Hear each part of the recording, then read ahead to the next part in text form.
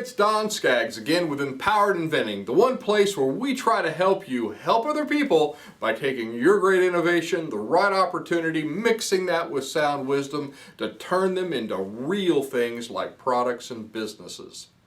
Now, I want to ask you a question today, and that is, have you ever pitched your product before? Have you ever pitched a product before? And when I say pitch, a lot of people say, well, Don, I've never done a pitch before, but I'm talking about just talking about your product to other people. And of course you want to be, if you're an inventor and you want to be sure you've protected yourself, maybe in a very lean, strategic way, like the way we teach, but you want to be able to pitch. You want to be able to talk about your product, and because if you don't, it'll never see the light of day, as we've talked about in a previous recent video. But my question to you is, have you done that yet? And if you haven't, why haven't you? And you might say, well, Don, I'm afraid to start. Now I'm talking about you've done all the other things, you've done all the other idea steps to kind of get you to that place where you are ready to talk about your idea. You are ready to pitch it to other people. You're ready to pitch it in other places. But you're stopped. You're frozen. Maybe you're afraid. And that's my first point here is a lot of people are just afraid to start on this. They're afraid to talk about their idea. They're afraid to get out in front of other people. You might be one of those people that say, well, Don, you don't understand. I'm just not very good at that sort of thing. Well, let me clue you in on something right now. Everybody is not good at that sort of thing, including and especially me at the beginning. Now, some people actually have kind of laughed at that when I've said that before, because now I do a lot of videos. I've done a lot of product pitching for a lot of different products. I have done pitch competitions, actual pitch, what they call pitch, the Shark Tank type stuff, pitches. I've done pitch competitions. I've won pitch competitions. And I do a lot of speaking engagements in different parts of the country. So people kind of chuckle now when I say, no, at the start I was not good at this at all, and I was kind of shy to do it. And a lot of people think, you shy, Don? Oh, surely not. But yes. I mean, I would get embarrassed because before I'd even said anything, because I was afraid I was going to embarrass myself and just say the wrong thing. And a lot of times we all kind of do that. So I did that in the beginning. So how did I overcome that? How did I get where I'm a lot more comfortable today than I used to be about talking to people and pitching and talking about ideas? And how can you get good at this? Well, let me give you some steps. Let me give you some pointers here. And the first thing is you've got to first off write it down. And by the way, you should be doing this anyway if you're following the idea steps. That is like one of the first things, not the first thing, but one of the very first things that you really need to do, and that's write it down. And now I'm not talking about a script that you're reading off of a card and it is this monotone, I am reading this thing off of this card. No, that's just a baseline. That's just preparatory to get you started to practice. Because the next thing you're going to do is you're going to start talking about it, and you start going to practicing it. And one thing that I recommend is in the beginning is start practicing in front of a mirror. It'll feel weird at first. Believe you me, it feels weird sometimes talking into a camera. But I know I'm talking to a lot of people, which is okay. And know that you'll be talking to a lot of people, but practice in front of a mirror. And you'll kind of get your just who you are will start to come out, and you'll get more comfortable with it. And then after you kind of get comfortable with practicing, and by the way, if you want to get comfortable with it, you've got to do it a lot. And that's why it's called practicing.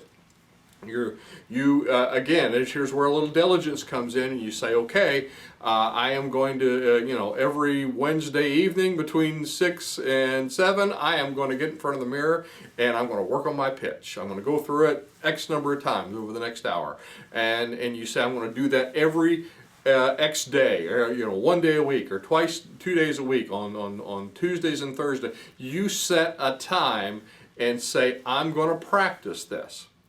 And then what you'll notice is all of a sudden you start doing it enough, you're going to get more comfortable with it. And you're going to understand those things you wrote down better, and you're going to suddenly be able to articulate those things a lot better than you could articulate them before. Before you, there might be a lot of ums and ahs and ahs, and that's okay. Just let it go, because the more comfortable you get, the more it's going to feel like a casual conversation you're having with another person you're comfortable with. And so from there, you start practicing in front of people. Now, I'm not saying a lot of people, but it could just be some isolated customers to start with. Let's say you've got a product and you're going to just some customers local that you know, and you just want to get their reactions. I just want to talk to you and kind of tell you this, kind of have your pitch down. Of what you're going to say and how you're going to say it. And then when you're starting to talk to people, this is very important, start to watch to get the reactions. What you're going to find out pretty quickly when you start doing this enough is you're going to find out what bores them. You're going to see where they're just kind of checking out on their face, and they're just kind of maybe looking around, maybe they're looking at a clock, maybe they're, you can tell they're shaking their head, they're nodding, they act like they're sort of paying attention, but they're not. And they're getting bored at this point. They have mentally wandered off. They may be sitting there in front of you, but they've mentally wandered off. And then you're also going to be able to tell what lights them up. And you're going to say, oh, that really got their attention. I could just see all of a sudden the lights came back on and they were really excited about this. They were really interested when I was talking about this part right here. And you see, when you practice in front of people, especially one-on-ones to start with, then you're going to get these reactions. And again, it's going to take several of them. It's going to take a lot of them, as many as you can do. And then once you get these reactions, you're going to find out what you really need to hone. Okay, this is boring everybody. This part right here is, everybody's just, I can tell, they're getting ready to wander off mentally. And so I'm going to drop this part, and you get back in front of that mirror and you say, okay, I'm going to drop this part, but I want to add these parts. And sometimes you don't even get back in front of the mirror. Sometimes you're just going to other people and you say, okay, I'm going to refine this. Let me go to this next customer. Let me go to this next account. Let me go to this next place, and let me refine this a little bit. I did this. When we started my company. For those of you who don't know, I started a company, bootstrapped a company that made specialty products for the pathology laboratory industry. So I would get in my little car and go all over the country to hospitals and labs and talk to these laboratory people, these people who are going to buy the product. And I started talking, and in the beginning, yeah, I was kind of nervous. I was kind of, I had to do these things I'm telling you about. I had to practice. And I'd go into one place and I'd find out, oh, when I said that, they just checked out. They were like ready for me to leave. But when I said this, then all of a sudden they got real interested. So then I went to the next account and I said, okay, let me refine this. Let me ditch the stuff that was boring everybody, and let me focus on this. Let me see if I can expand this part.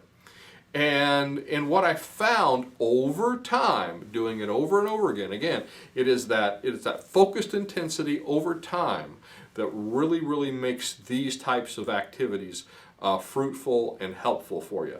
And this is what happened to me. So I would go from hospital to hospital, refine it, and guess what? By the end of a year, I was getting pretty good at this.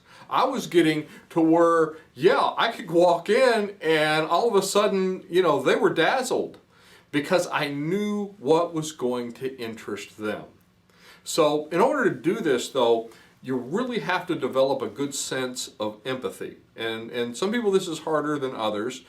Some people it's kind of a natural talent. You're just kind of empathic anyway. So you can kind of, and when I say empathic, what I mean is you are feeling what they're feeling. You can pick up on what they're feeling. And some people, it's hard to do this, but it's still very, very possible to do this. I think anybody can achieve this. I think it's very easy, and I think for personal development wise, I think it's very good for you. But you understand what they're feeling. And it's when you can feel what they're feeling, when you can feel when they're bored and when they're interested and why they're interested and what is making them excited and what is making them not, then you will know what they want. This will not only help you with the pitch, this is going to profoundly help you with your product development, because now guess what? You're going to go back. And now you've got legitimate feedback. This is what really turned them on. This is what really turned them off. And I am going to develop my product based on this. These things all run together, hand in hand, when you're going from just an idea to a product and or a business. It always does. So, but this is part of it. So, lastly, you get to know. Lastly, let me make this last point and tell you this, because this is something you need to know. You need to understand that if you follow these things, if you start to practice and you follow these things that I'm telling you about, that you will get good at this. Because a lot of people, they'll try it, and they'll try it for a week, they'll try it for a month, and oh gosh, this just doesn't feel like it's working at all. No, that's where the diligence comes in. You stay with it, you follow, you watch, you refine, and you continue to follow through. You do that with the knowledge that yes, I am down here, down this road, I am going to get good at this. And if you practice enough, you become very, very good at conveying not only what you have to offer, but how to tell how to tell it so they will understand it and so they'll want it. You're going to what's going to really create that desire to help them solve their problem. If you can't connect with that, it's not going to work. But you connect with that by practicing and understanding. So this is going to take time, this is going to take effort, but again, know that you can do this. And this should be because you should become an expert in your own product. Don't have that toss the keys approach where, oh, I'm just going to give this to somebody else and he's going to do it. And I'm going to manage by abdication and just they'll take care of it. No. You have to become the expert. As Stephen Key says, you become the expert, you and only you. And I totally agree with that assessment. So anyway, I hope this was helpful. I'm Don Skaggs. This is Empowered Inventing TV. Be sure and like and subscribe. Help us to build our tribe. Check out our classes we have on empoweredinventing.com, and I will look to see you at the next meeting, workshop, maybe one of our online classes, or on the next video.